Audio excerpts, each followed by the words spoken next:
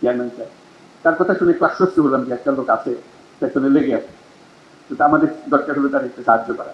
তারপরে সাকাওয়াতকে বললাম যে আমি এক কিছু শুনতে চাই না, সব এটার পেছনে থাকো, এটা অমুক তারিখের মধ্যে এগুলো সব দিয়ে দিতে হবে বন্দর ব্যবস্থাপনা যারা পৃথিবীর সেরা যারা, তাদের হাতে দিয়ে দিতে হবে যেভাবেই হোক। মানুষ যদি রাজি না থাকে তাদেরকে রাজি করাতে হবে, মানুষকে রাজি করে করার দরকার নেই, রাজি করিয়ে করতে হবে। এমন এমন একটা বিষয়, এটা পুরো পুরো জিনিসটা শুনলে রাজি হওয়ার কোনো কারণ নেই, সবাই চায় এটা ভালো হোক। না বুঝার কারণে তো মনে করি যে না আমাদের ক্ষতি হবে, ওইটা হলে ভালো হবে না, ওটা তো আমাদের ছিল, খেতে কেন দিচ্ছেন, এসব কথা আছে। যখন দেখবো যে না এটা সবার জন্য ভালো হবে, তাহলে আমার আপত্তি নেই। আসার আগে আবার পাঠালাম আশিককে, যে যাওয়ার একটু ব্যাখ্যা করা সবার সাথে যে আমরা কি করতে চাচ্ছি, কেন চাচ্ছি, সেও চেষ্টা করলো। আমার এই চিন্তাটার কারণটা হলো বাংলাদেশের অর্থনীতি যদি পাল্টাতে হয়, পাল্টাতে হবে, হয় অবকাশ নেই, আমাদেরকে পাল্টাতে হবে। কারণ চট্টগ্রাম বন্দর হলো ভরসা, এটাকে বাদ দিয়ে বাংলাদেশের অর্থনীতি নতুন কোনো পাতা, নতুন কোনো অধ্যায়ে প্রবেশ করার কোনো সুযোগ নেই। এই পথ খুলে দিলে বাংলাদেশের অর্থনীতির পথ খোলে, এই পথ না খুললে বাংলাদেশের অর্থনীতির যতই লাফালাফি তত ঝাপাঝাপি করো, কিছু হবে না।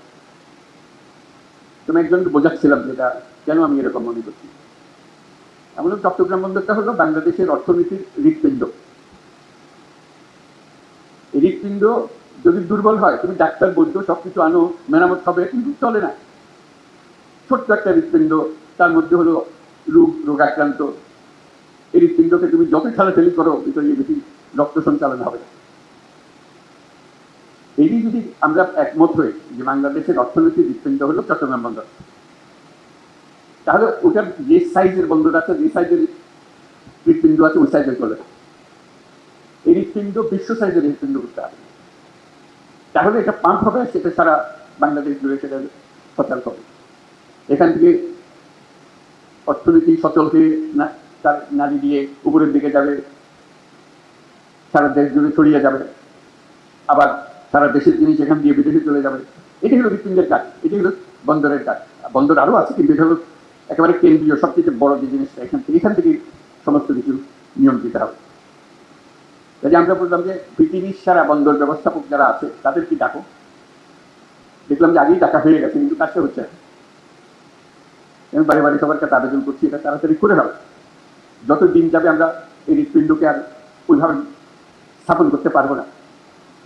আমাদের যে সুযোগ আছে, এই সুযোগে আমরা হৃৎপিণ্ডকে ওই সাইজে, যে সাইজে আমরা কল্পনা করি বাংলাদেশের অর্থনীতি দাঁড়াবে,